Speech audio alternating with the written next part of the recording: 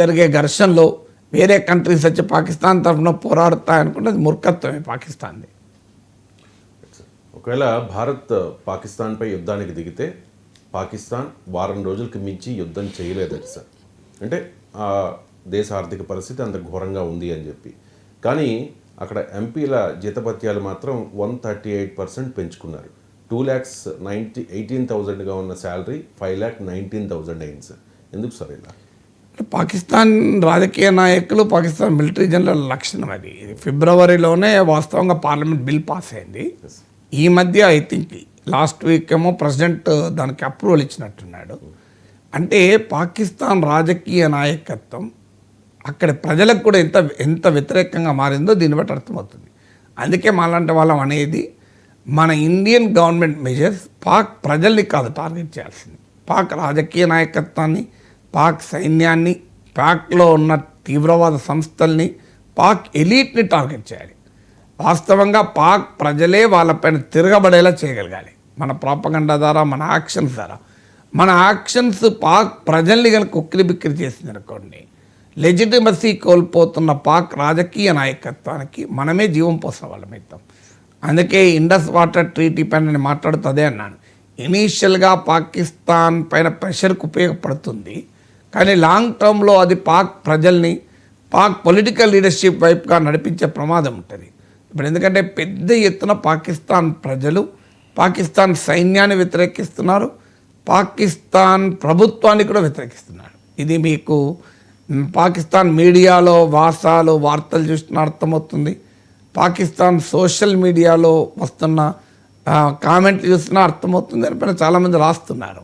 There is a severe legitimacy crisis Pak ఆర్మీకి, Pak political లీడర్షిప్కు. So ఈ లెజిటిమసీ క్రైసిస్కు కారణం ఏంటి అంటే పాక్ రాజకీయ నాయకత్వం ప్రజలతో సంబంధాలు లేవు. వారు ప్రజల్ని రెచ్చగొట్టి, ఇండియాకు వ్యతిరేకంగా రెచ్చగొట్టి, 2 నేషన్ థియరీ కహానీలు చెప్పి పబ్బాలు గడుపుకుంటున్నారు తప్ప పాక్ ప్రజల్లో ఉండే మత ఛాందస భావాలను రెచ్చగొట్టడము, దేశ జాతీయతా భావాలు రెచ్చగొట్టడము, ఇది పబ్బం గడుపుకుంటున్నారు. రాజకీయ నాయకత్వాన్ని ప్రజల పట్ల బాధ్యత లేని దానికి ఇదే ఉదాహరణ కదా. ఒకవైపు ఏమో IMF 24వ బెయిలౌట్కు ప్రయత్నం చేస్తున్నారు. ఫారిన్ ఎక్స్చేంజ్ రిజర్వ్స్ 2 నెలలకు మించి దిగుమతులకు అనుకూలంగా లేదు. 4 రోజులు, వారం రోజులు మించి యుద్ధం చేయలేమని వార్తలు వస్తున్నాయి. పాక్లో ఇన్ఫ్లేషన్ భారీగా పెరిగింది, ధరలు గణనీయంగా పెరుగుతున్నాయి. సివియర్ వాటర్ క్రైసిస్, 31% షార్టేజ్ ఉంది ఇండస్ వాటర్లో. ఇలా ఒక భయంకరమైన ఎకనామిక్ క్రైసిస్ అప్పుడు ఊబిలో పాకిస్తాన్ ఉంది. పాక్ ప్రైమ్ మినిస్టర్ చెప్పాడు, మేము ఎవరి దగ్గర వెళ్తే పార్ట్నర్ మిత్ర దేశాల దగ్గర వెళ్ళి మమ్మల్ని బిచ్చగాలుగా చూస్తున్నారని. ఇలాంటి సిచ్యువేషన్లో 138% సాలరీ పెంచుకున్నారంటే అది ఎంత ప్రజాకంటక రాజకీయ నాయకత్వం, దీనికన్నా ఇంకెక్కువ దాన్ని ఉన్నది. సో అందువల్ల ఆ రకమైన రాజకీయ నాయకత్వమే కదా ఆర్మీ. ఇప్పుడు ప్రతి జనరల్ పాక్ ఆ మిలిటరీలో ఉండే టాప్ జనరల్స్కు బ్రహ్మాండమైన విల్లాలు, ఫారిన్లో అసెట్స్. మీకు ఎవడన్నా చూడండి, బయటకు వెళ్ళి హాయిగా బతుకుతారు వాళ్ళు. జనరల్ పర్వేజ్ ముషర్రఫ్ బయటకు వెళ్తే హాయిగా బతికారు. నవాజ్ షరీఫ్ లండన్కి వెళ్ళి ప్రవాస జీవితం హాయిగా గడిపాడు. సో పాక్ పొలిటికల్ లీడర్షిప్కు, పాక్ ఆర్మీ లీడర్షిప్కు పాకిస్తాన్ను పీల్చి పిప్పి చేస్తూ, రక్తమాంసాలు తాగుతూ తమ ప్రజల్ని ఇతర దేశాల్లో ఆస్తులు పెంచుకోవడము, సంపదలు పెంచుకోవడము, రేపు ప్రమాదం వస్తే వెంటనే దేశం విడిచి పారిపోవడము. ఇది కొత్తగా నా జనరల్ పర్వేజ్ ముషర్రఫ్ వెళ్ళి సౌదీ అరేబియాలో దాక్కోలేదా? నవాజ్ షరీఫ్ వెళ్ళి లండన్లో ప్రవాస జీవితం జరపలేదా? This is known thing. ఇప్పుడు మొన్న పాకిస్తాన్ ఎంపీని విలేకరులు అడిగితే యుద్ధం వస్తే నువ్వేం చేస్తావు, సరిహద్దు పోతావు, లేదు లండన్ పోతా అన్నాడు. సో నేను పారిపోతా అని చెప్పేశాడు. సో ఇప్పుడు Pakistani political and army leadership highly corrupt, highly self centred అన్నదానికి ఇది ఒక ఉదాహరణ. పైకోమో ప్రజలకు ప్యాట్రియాటిజం, దేశభక్తి, ఇవన్నీ కహానీలు చెప్తుంటారు. ఎందుకంటే ప్రజల్లో ఉండే బలహీనతలు సొమ్ము చేసుకుంటారు.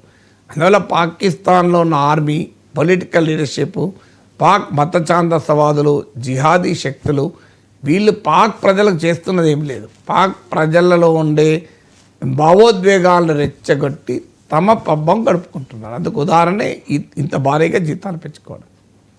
సరిగ్గా తెలంగాణ పాలిటిక్స్ విషయానికి వస్తే ప్రభుత్వాన్ని అస్థిరపరిచే కుట్ర జరుగుతోంది. రాజకీయ పార్టీలు, ఉద్యోగ సంఘాల నేతల్ని రెచ్చగొడుతూ ఉన్నారు. బడ్జెట్ పద్మనాభంలా లెక్కలు వేసుకోవాల్సిన పరిస్థితి వస్తుంది, నన్ను కోసినా కూడా జీతాలు పెంచలేను అని చెప్పి తెలంగాణ ముఖ్యమంత్రి రేవంత్ రెడ్డి తన ఆవేదన వ్యక్తం చేశారు. సార్ ఒకసారి బయట నుంచి.